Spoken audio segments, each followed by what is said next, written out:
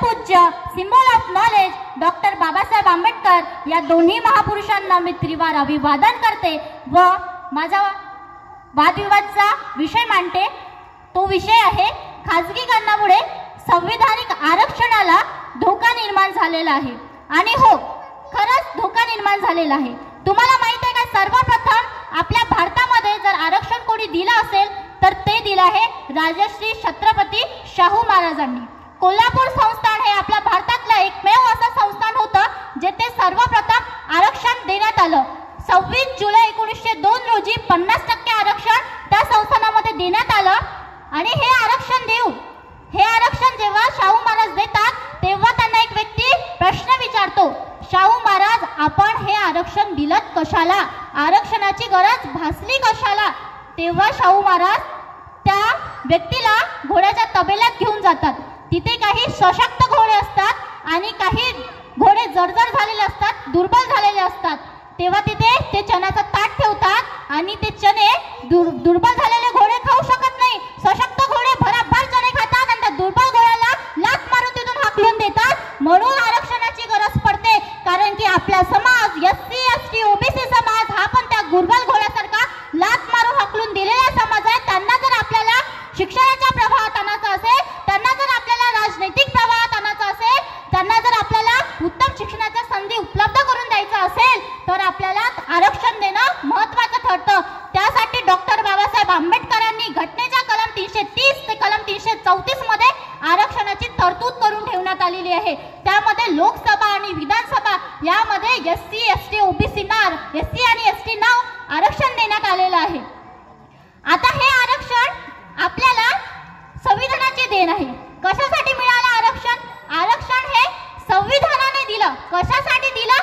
तर जे ज्योतिबांनी आपल्याला शिक्षण दिलं ते शिक्षण घेण्यासाठी आपल्याला जे दिलं ते बाबासाहेबांनी आरक्षण दिलं।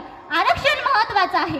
पहिल्या काळामध्ये आपल्याला माहित आहे वर्ण व्यवस्था होती, त्यामध्ये एकाच व्यक्तीकडे त्याच विषयाची मक्तेदारी राहायची। जसं ब्राह्मणांनी एज्युकेशन डिपार्टमेंट सांभाळायचं, म्हणजे शिक्षण व्यवस्था विद्येचं जेवढं काम आहे ते केवळ ब्राह्मणांनी करायचं, त्यांच्यावर त्याची मक्तेदारी, त्यांना मिळालेलं ते आरक्षण होतं।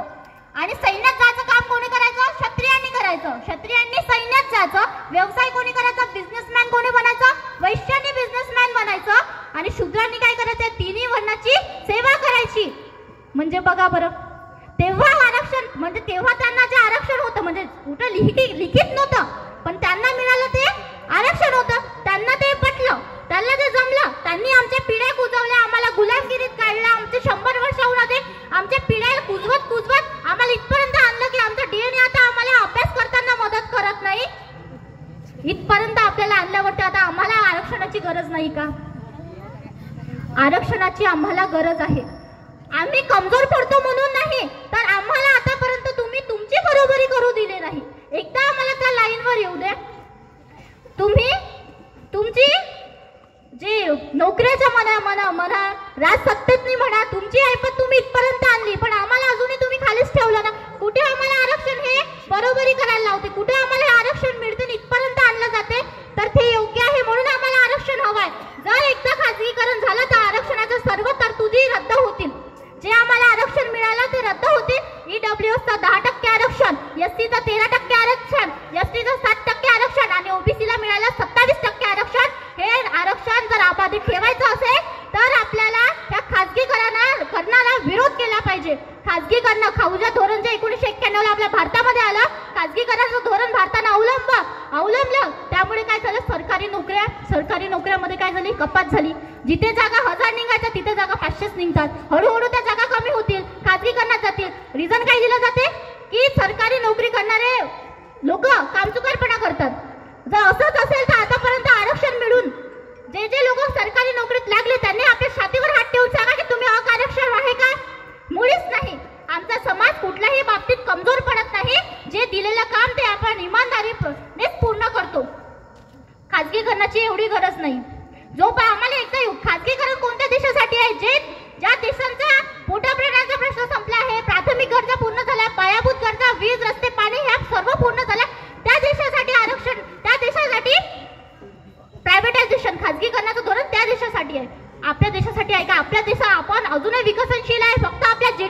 नाही, विकास दर आपला अजूनही वाढलेला नाही, त्यामुळे आपल्याला आरक्षणाची सक्त जरूरत आहे. हे आरक्षण आपल्यासाठी खूप जास्त महत्वाचं आहे, कारण आपण जर आरक्षण घेतलं नाही, आरक्षणाला आपण विरोध करतो, पण हे आरक्षण इतकं महत्वाचं आहे कारण की ते तुम्हाला सरकारी नोकऱ्या देते, ते तुमच्या मुलांना चांगलं शिक्षण देते. आता एक सर्वे झाला होता, त्या सर्वेनुसार काढलं की जे लेकरं इंजिनिअरिंग करतात, म्हणजे कोणत्याही इन्स्टिट्यूटला जॉईन होतात, पण आरक्षणाची मदत घेऊन जे जॉईन होतात ते लेकरं कुठंतरी कमी पडते का म्हणून सर्वे केला की तुम्ही 98% वाल्याला घरी बसू देता आणि आरक्षणाने तुम्ही 75% वाल्याला उचलता. मग ते नुकसान आहे देशाचं. मेरिटवर घेतलं पाहिजे, पण ते नुकसान नाही आहे. 215 इंजिनिअरच्या कॉलेजवाल्यांनी असं नमूद केलं की जे SC ST आणि मागासवर्गीय प्रवर्गातले ज्या लोकांनी आरक्षणाच्या घोषणावर जरी तरतूद केली असेल, पण ते एक्झाम देऊन जर तिथे नैपुण्य प्राप्त करत असाल तर त्या लोकांचा आउटस्टँडिंग रिझल्ट त्यांनी डिक्लेअर केलेला आहे. म्हणजे 215 इंजिनिअरचे कॉलेज असे दावे करतात. म्हणजे मला वाटत नाही इथे कुठेतरी मेरिट बेसवरती म्हणजे आपले लोक कुठेतरी कमी पडतात म्हणून आरक्षणाला आपण त्या अर्थाने चुकीच्या दृष्टीने घेऊ शकत नाही. आरक्षण हे तेवढंच महत्वाचं तेव्हाही होतं आणि आरक्षण हे आताही महत्वाचं आहे. लोकसभा विधानसभामध्ये 95वी घटनादुरुस्ती 2009ला करून 10 वर्षासाठी आरक्षण वाढवण्यात आलं होतं.